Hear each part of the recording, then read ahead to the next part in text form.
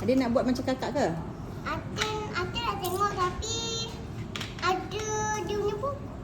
Atin tak boleh ambil. Cantiklah pokok tu.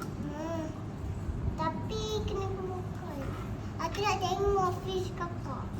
Tengok daripada luar je, tak payah keluarkan. Atin nak ni tengok. Boleh. Nak tengok dia muat ke tak? Muat. Cubalah, cuba. Macam tu Ini apa ni kakak? Ini apa ni? Bubble. Guli. Kalau ni apa? Button. Buttonnya. Button. Yang kaki ni apa? Cubalah tengok apa tu. Entah. Giraf. La ilaha illallah. Ana. Giraf ni kambing. Ha, betul. Tengok mana? Terkojut ni. Dah jumpa dah punca Bi? Jumpa dah punca bikin? Dia rasa dia meleleh-leleh gitu kot. Macam mana datang air? Ini semua button ni.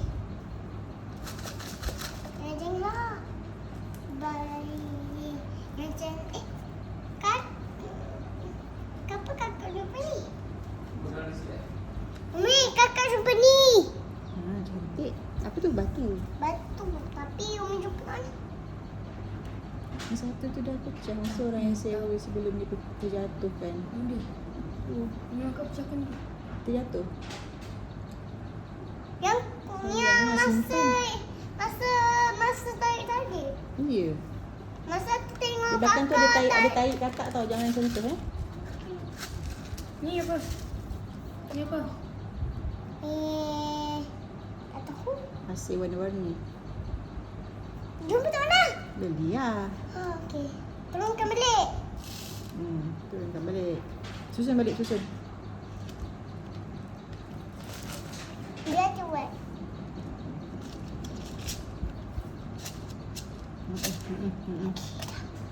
Tutup dia pun. Untuk potong balik. Cepatlah. Cepat kakak. Dia nak letak tak? Bismillah. Sekejap. Cantiknya. Bawa balik lah. Hiasan kat bilik kakak. Kakak Nak buat letak shelf kat atas tu. Shelf. Kat bilik kakak. Untuk apa? Kakak punya hasil macam ni. Ni masa dah 6 tahun ada. Masa ikut tadi kan ada kotak. Ada simpan macam ni. Tadi tahu lah bila buang dulu. Letak apa? Yang kotak-kotak barang ni kat art and craft masa Qdis. Bukan buang ni. Bawah. Bawah. Takkan buang ni. Kau tak apa? Kau tak kau buat eksperimen lab ke? Kotak safety. Saya nak minta tolong you repairkan Tak biasa. Ada apa dalam tu?